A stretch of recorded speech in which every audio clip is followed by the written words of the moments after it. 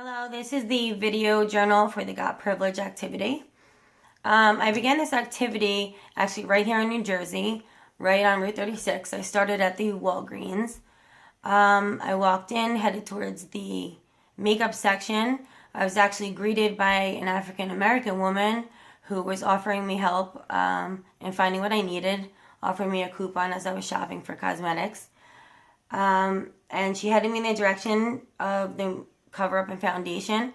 I found that there were many brands there, however, there weren't as many brands that had the vast array of skin tone coloring. So from varying from like that milky white to an African American tone. The only one that I saw that really had that selection was the brand of L'Oreal. Okay, so while I proceeded down the aisle to look for bandages and pantyhose, I didn't find any bandages that would match an African American skin tone. The closest I came to that was clear. And as far as the pantyhose, I really didn't find anything that would be like kind of transparent to an African American skin tone as you would for my skin tone as it is. So, let's see, I'm looking for hair products. That was definitely hard in Walgreens. I just saw the basic shampoos and conditioners that we always see, like Pantene and Suave. I didn't really see anything that was specifically for African American women. So I continued this activity furthermore through the weekend. I actually went to visit my cousin who is married to an African American male, and they live in the Bronx in New York. So I thought it would be interesting to experiment this activity in a different location where there was more of a population of African American women. And I actually walked down the street and got to step in a few stores. One of which I went to a beauty salon.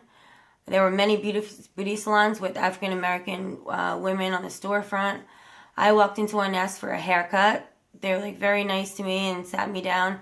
When I was done, the total came to $25 as opposed to what I'm used to paying, which is $50 here at home.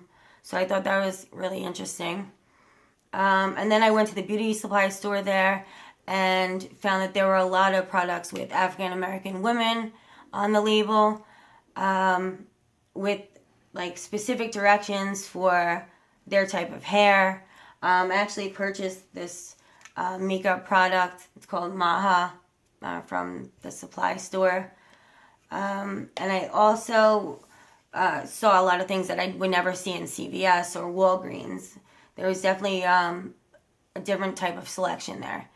I even went down the aisles to look for pantyhose. There were pantyhose that were more the skin color of an African American woman, which I didn't see again in CVS or Walgreens.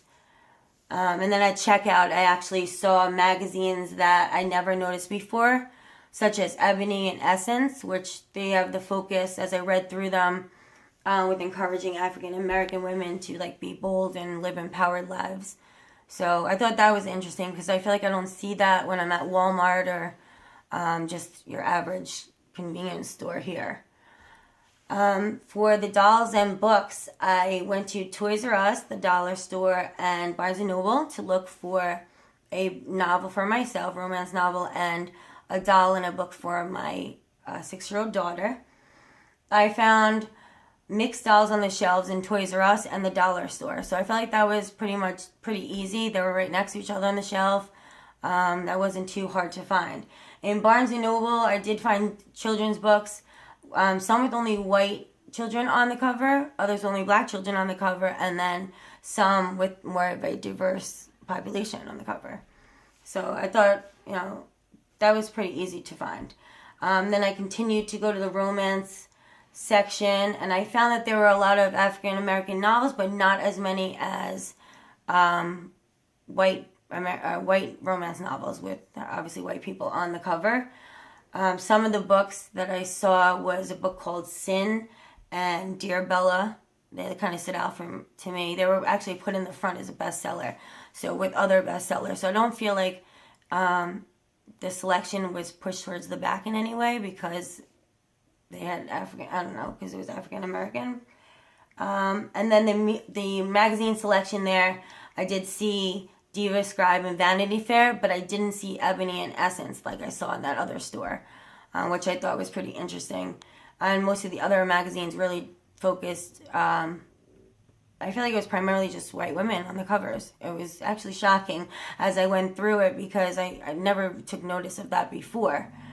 And then I went to Hallmark and Walmart to find a birthday card, and I really didn't find anything with a black woman on the cover, with two black women as far as like a friend birthday card. So I thought that was a little bit frustrating, and I never had to do that before. I usually go for generic cards, although I do have black people as friends. I never really paid much attention to that, I guess. So I found that to be a little shocking. But overall, I thought this was a very interesting experiment. It's, to actually put yourself in someone else's shoes and look for the things that they would look for in their day-to-day life. And, how much easier I feel like it is for a woman of white woman to find all the things that were on the list that we had to find for this activity. So I enjoyed going through the process, and I feel like I learned a lot from that. So thanks. Have a good day.